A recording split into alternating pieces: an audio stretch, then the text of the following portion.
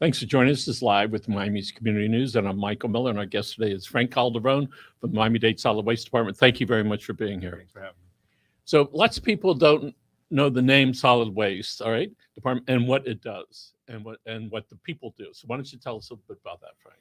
Yeah, I think the one service that most people do know, or they'll see because I guess it's visible, is the waste collection. The trucks that go out and pick up the garbage, the green carts. But we do a lot of other things besides that. We do that. We do recycling collection through our contractors, which is the blue cart. That's less frequent. The waste collection is twice a week. The recycling is once every 2 weeks. We do bulky waste pickups. We have the trash and recycling centers where people can bring their stuff if they want. Bring certain items. We have 13 of those. We have the home chemical collection centers, 2 of those where you can bring any type of like pesticides, old paints, batteries, stuff like that shouldn't go in the regular garbage or in the recycling. And you know, basically, yeah, we have those services that a lot of people don't know about some of those services, by the way. I do want to do a commercial break here. I want to thank University Credit Union for everything that you do for the community. Folks, you can check them out all over the internet. And thanks again, Michael Welch and team. So Solid Waste's main offices, if you will, are where? They're in Liberty City, the Martin Luther King building, which is just off of a Metro rail station with the same name. Right. And out in the west end of Miami-Dade, there's a plant out there. Tell us about what goes on in that. We have, and you know, I didn't mention disposal of some of the services we offer, and also enforcement of code enforcement, that sort of thing, illegal dumping. But yeah, we have the resources recovery facility, which is a pretty amazing facility. Most people think that waste we picked up goes into some landfill somewhere. Some of it does, but not all of it. In fact, not most of it. Most of it goes to the resources recovery facility where we take metals out and recycle them. And most importantly, we incinerate the waste there to reduce the volume. But as a side effect or as a byproduct of doing that, we create electrical energy. So let's talk, speaking about electrical energy, tell us the good news about a new truck that you'll be getting soon. Yes, I don't know if we physically have in our possession yet, but we are going to have like a big, announcement type of thing. We plan to do it in the middle of August right now. We have an electric waste vehicle that was initially unveiled at Waste Expo earlier this year in Las Vegas. But we are going to do our own introduction to the community of it. And the beauty of it is it's electric powered. The beauty of it is that this plant that we have in Doral is going to be basically the waste that the truck picks up is going to get incinerated there, and it's going to create electrical energy to power itself. So let's look back 50 years at Epcot and Disney, and they had these places that you could go, and you'd see like little spaceships. Now we call them drones going around, and you have the Dick Tracy watches, hello there, all right? And you had that concept of, I'm not quite sure if the battery concept was in at that point for vehicles or for roofs, but the electric vehicles and trucks is a tremendous, tremendous move towards the future. And 20, 50 years ago, we would never imagine that would happen. So what is it like for you and being a devoted employee at Miami-Dade to see the advancements that the department's making? Well, it's going to be really neat. We're all like chomping at our bits. And by the way, the Disney thing, I still remember that song. Now is the time. Now is the best time. Yeah, I still remember that song. And Fred Flintstone, right? And the Flintstones, and the Jetsons. But yeah, we're all excited about it. The dream of our director, the ultimate goal, is eventually to have a complete fleet of electric vehicles, and all of them powered by the very waste that they collect. And I'm not a big advocate of batteries yet. I know that it's seeping in my mind, but I'm excited about that. And it's that whole cycle of taking garbage and getting rid of 90% of it, right? And creating energy would produce electricity for Homestead and for your plant there. And now it's going to be used to charge the trucks. That's just an incredible move. How long has that been in the works, more or less, to your best? At least a year, possibly longer. Yeah. One thing, good thing about we have what we have now, but technology keeps improving. We see the technology improving on gasoline cars with lower emissions and more efficiency and stuff like that. And I think you're going to see the same thing with electric cars and with battery technology. And, ultimately, Lord knows, and maybe a car or a truck can be charged in 5 minutes or something. I don't know. I don't know if or when it will ever get to that, but technology is improving constantly. And that's the advantage of big think tanks, looking out to the future and seeing what can happen to all of us and throughout the world. Inquiring minds want to know, how many customers does the solid waste department have? How many customers? We serve 340,000 households. And important to note, that doesn't mean individuals. That means households that can have maybe one person, maybe a family. Maybe they're the Duggars and they have a family of like 20. I don't know. But, that's the range. I don't know what the average is per household, but, consider 2, 3, maybe 4 people is about average per household. So we have 3 garbage cans. And every time I put out those green garbage carts, I think Frank, I hate to tell you that, but I think I always make sure that I got space in between. So when the guy picks it up and he puts it in there, all right, he's not going to accidentally knock over the other ones. And so I know I'm the only one on the block. So when the guy comes by, the next time if I see him, he's probably going to give me a thumbs up, for that. And speaking of carts, if somebody's cart is damaged, what should they do? Oh, that's pretty easy. They can just call 311, and 311 will arrange to have. We actually have a cart crew. We actually have people, and that's one of the other services we provide. We actually have a crew of people that go out, and if they can repair the cart, if the damage to it is such that they can repair it easily right there on the spot, they'll do it. If not, they'll replace it. And what they'll do is they'll scavenge the parts. So if the body of the cart is really damaged, like cracked open and stuff like that, but the lid and the wheels are fine, they'll give you a new cart. They'll take the old cart. They'll throw the body out, but they'll keep the lid and the wheels, for somebody else's cart that might need those parts. I did notice on mine the treads are less and less. That's what happens when I keep them for 10 years, 15 years. So you have 340,000 customers. And those customers are serviced how many times? Twice a week? Twice a week, 52 weeks a year. We work most holidays. We only take 3 holidays for garbage collection, and those are the Martin Luther King Jr. Birthday holiday, which is always the third Monday and Tuesday, Monday in January, and July 4th, Independence Day, and Christmas Day. And depending on July 4th and Christmas Day, when they fall, like if they fall on a weekend, there's always if it falls on a Saturday, they don't pick up the Friday before. If it falls on a Sunday, they don't pick up the Monday after. Let's look at, I understand that the department's looking for some staffers. Yes, as a matter of fact, right now we're working several different positions, but drivers in particular, we're looking for right now. The position open, unfortunately, I was out last week, or else I would have been able to come here and talk about that with a little bit more time. The position closes this Friday, but they always re-announce it because we always need drivers. So if you miss it this time, keep your eyes open. And you can reapply in the future. But for now, for this week through Friday's the last day. If you're interested in becoming a driver, go and apply miamidade.gov/jobs. And the minimum the driver's license they need is what? A CDL, which is a commercial driver's license. And they would drive one of those big trucks. They would drive the waste collection trucks. Well, I guess big in comparison, but not like the big 18-wheeler big rigs. The waste collecting trucks are smaller. And, you come in, you should have some experience with the truck, but they'll teach you the specifics of how to handle the joystick to get the arms out to pick up. They'll teach you that part of it. So it's incredible. So one person drives the truck, does the joystick, picks up the trash can, watches go and make sure there's no extracurricular activities going on, and dump it in there, then put it back. And they work 4 days a week? Yes, they work 4 days a week, so they get 3 days off. If they have to work any of the extra days, they get overtime for that. Okay, and when each of these drivers go out, more or less, how many homes do they service on their work day? Between 1,000 and 1,100 homes. Yes, each driver. Yes. Oh my God. Usually they it's to where they about halfway through. When they get to about 500, 550 or so, they find that they have to go dump, and then they come back out and finish the route.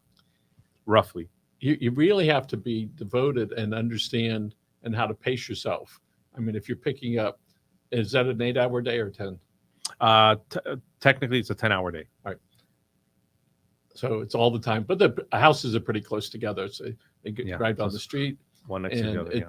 when I see these guys and gals at work, it's extraordinary. Sometimes I'll just lay back and watch them pull up, do that, going up and down the It's street. what we call 4x10 schedule, 4 days, 10 hours. And is their route is the same each time? Pretty much, unless you this is where we get into overtime, unless you get somebody's out sick or on vacation, and then they need you to cover their route as well. So you'll have your route to do, and when you're done, you go out and cover the other person's route. So hurricane season is here next month. This is actually almost the end. This is the end of July. Next month is the busiest month. All right. So what should people do concerning their landscape and the trees that are around their houses? Well, what they should have done was take care of that before hurricane season started. But the second best time to do it is now that there doesn't appear to be anything out there threatening. Especially if you have a lot and you're gonna have to use a bulky waste pickup. There's a little bit of time in scheduling an appointment for that.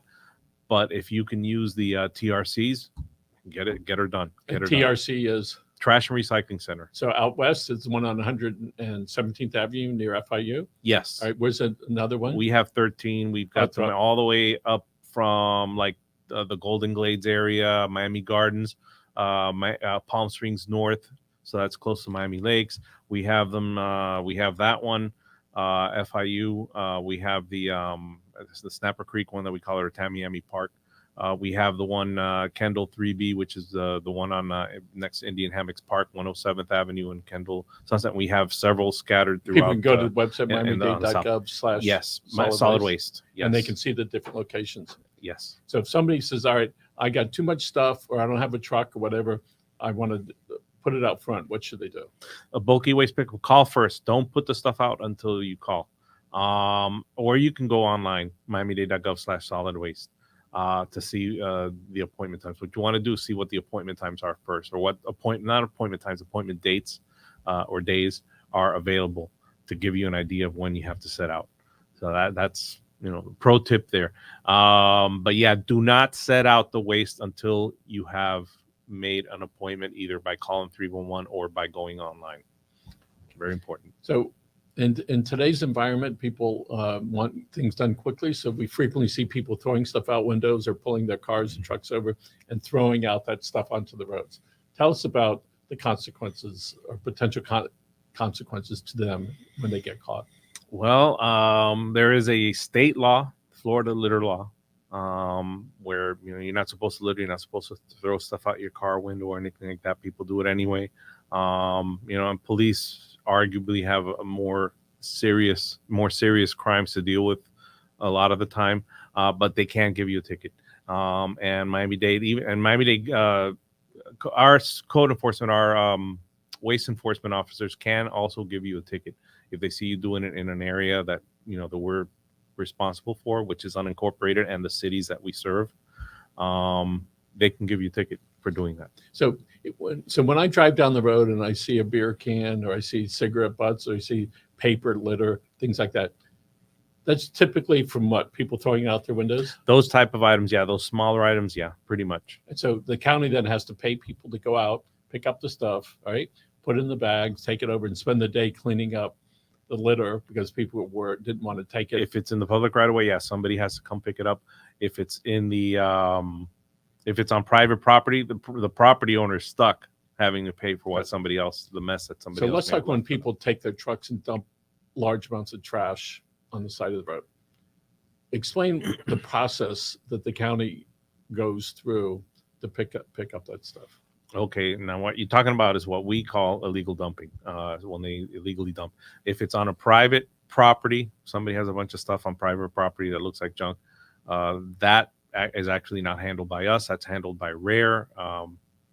And I always forget what it's another county department. I always forget what the what the acronym stands for. If it's on the public right of way, then our enforcement people go out there. They are aware of areas where this happens, which unfortunately is a lot of areas. They do place hidden cameras in a lot of these places, so that they can catch people. who do it. Sometimes the officers catch people in the act. I mean, live, not even video. And we have some video cameras that are even monitored by somebody live. And we had a case recently of a person who ended up getting arrested. We had Arrested mean the cops go out and they go. Oh yeah, I forgot to mention that part. The police, there is a unit of Miami-Dade Police Department dedicated to illegal dumping. So these officers aren't, they don't go on a regular patrol. They don't do whatever. They are dedicated to this because it is a crime. They are dedicated to illegal dumping. So the recent case that we had was we had a waste enforcement officer in the office monitoring the camera live, and he saw somebody dumping, and he reported it. He put a be on the lookout alert on the radio network that the waste enforcement officers used. 3 of them responded immediately. They got the guy, they find him, and the guy ended up getting arrested. I think that's wonderful. And just so that people understand, when folks dump what you think is on county property, it may not be. It could be on somebody's private property, and they have to clean that up. Yeah. Right. And it would be like if somebody went and they dumped it at where your mailbox is outside the house on your driveway. Yeah. You're going to need to clean that up. Yeah. And that gets timely, and it's frustrating. It gets Yes. expensive, all right, to be able to do that. So we did publish the last couple times people getting arrested, all right, for illegal dumping. And frequently in the trash, sometimes there are clues there. Yes. And I'm glad that the county has live monitoring, because once people know that that's happening, all right, maybe they'll slow down, with doing that. And what could the potential fine be for somebody to take a truckload of stuff and dump it on the side of the road? Minimum, if it's not commercial, $260 minimum. Okay. And it can go up to, a couple $1,000s. And if it's commercial, that one I never remember off the top of my head. If it's either 500 or 1,000. and they can put But it it's into pricey. can they jeopardize the license or the to dump it to the regular dumps? How does that work? Jeopardize a license. I'm not sure. What Yeah, you mean. where they pay annually to dump at a dump. I don't know that that we go to that level, but you can risk you're having your vehicle confiscated, Right. And you can risk if you get to the next level, if it's considered commercial, or if it's just a residential person dumping, say, a TV set, the minimum fine is going to be about $260. If you're commercial and you're dumping even a smaller thing than a TV set, now you're risking arrest. Also, if you're residential and you're dumping larger amounts, I don't remember what the cutoff is at the moment, but you can risk arrest as well, So and a if higher fine. So if somebody's in the home improvement business, they go do some work at somebody's house, they take that stuff and they dump it on the side of the road instead of an appropriate county facility. Not only do they get fined, all right, and that they have to pay for a whole bunch of stuff, but it risks their future work from that homeowner when the homeowner finds out you took my stuff from my house and you dumped it over there. There's no repercussion from us as far as like that they can't do business anymore or Right. anything like that. But nowadays you have the internet, you can have people write a review that say, I'll never use these people again. They illegally dumped my stuff and I almost got in trouble for it. And pro tip here, if you're having somebody do work at your house and it's going to involve like construction or whatever, and they have to remove stuff and they promise that they're going to remove it, make sure that is written into any contract you sign or any kind of invoice or anything you get from them. Because then if they find, if our enforcement officers find the stuff dumped on the road and there's some kind of clue or evidence that pins it to your house and they come back to your house, they're going to knock on your door and they're going to ask you, you dumped this stuff came from your house, and you have the invoice or the contract that says, no, they said they were going to take it. And that you're in the clear. You give the officer a copy of the document that says that the contractor was going to be responsible for removal and disposal. You're in the clear. It's on the contractor. Years ago, when if our garbage cans were full up, we would put them on the side, wait for the guy. The guy didn't come. We hired somebody else. He picked up the stuff on the side at our office. All right. He took it and dumped it on the side. All right. So happened, I get the call. It happened to be somebody that I knew. I said, I'm telling you, it was back here. Here's the guy that did it. All right. Okay. And then they went after him to do that. So, and from a bigger picture point, it's like, why dump this stuff on the road? All right. On the side there, because it costs a lot of time. And it's a really bad example for everybody on 118th Avenue. I live in horse country. the county commissioner makes sure, and public solid waste make sure that that road is as clean as possible. And one time somebody dumped a dead horse out there, and when you and so people were complaining. I said that was one of our neighbors. People, it was not from Pinecrest. Somebody didn't drive from all the way. I go, it's somebody that we know, right? And to get it out of the truck, we saw what they did. It was not nice. And so sometimes people dump boats, and somewhere in there, lots of times people forget to take off all the IDs, and the police go out of their way, code enforcement, to make sure that they, that they get caught and reminded. So again, hurricane season is coming. People they call 311 or go to the website, Miami-Dade.gov. They can make an appointment, and then you typically after you make the appointment, they give you this is the day. This is one of the 3 days that will be out. You take it, put it out there, and they come pick it up. I've used it before. It's very good, and people are entitled to two big truckloads a year, 25 cubic yards. Right. It's a lot, all right, for the average home. Again, if somebody has refrigerators or freezers and they want to have bulky waste pick them up, what do they need to do? Remove the doors or lock them. Make sure that they're like chained or something. Make sure they're secured. Nobody can open them and get in because, And what happens to those type of white appliances? What happens to it physically? The metal gets recycled. They're made of metal. They're made of iron, or steel, and that gets recycled. How does it get taken apart? Rather than if somebody dumps a that piece. Part of it, I don't know. They bring it to us. Either we have some at the TRCs, and some people bring us, and then we have the ones that are picked up by Bulky. We actually have a contractor that handles. They'll come and they'll grab them. And they'll pay us. I don't know how much they pay us for it. They'll pay us for it, but then they turn around and they salvage the metal from it. So if we can talk a little bit about recycling. All right, those are the blue carts. All right, what things can people put in those? Recycling, we have 5 different types of materials with the simple 5 as we call them that you can put in the blue recycling carts. Cartons like milk or juice cartons, cardboard, paper, bottles, which include glass bottles or plastic bottles. The only type of plastic we accept, by the way, is plastic bottles.